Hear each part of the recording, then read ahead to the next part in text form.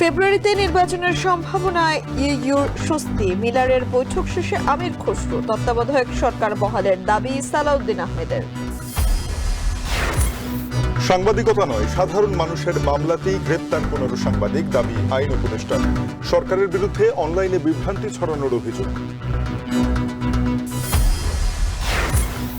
শহীদ আবু সাইদ হত্যা মামলার 30 জনের সম্পৃক্ততা মিলেছে, তদন্ত শেষ। রোববার ট্রাইব্যুনালে আনুষ্ঠানিক অভিযোগ দাখিল।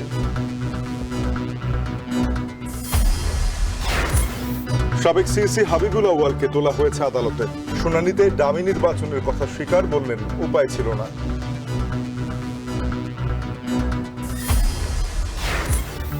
এবং ডেঙ্গু করোনার সতর্কতার মধ্যে এইচএসসি পরীক্ষা শুরু। 11 বোর্ডের 12.5 লাখের বেশি পরীক্ষার্থী।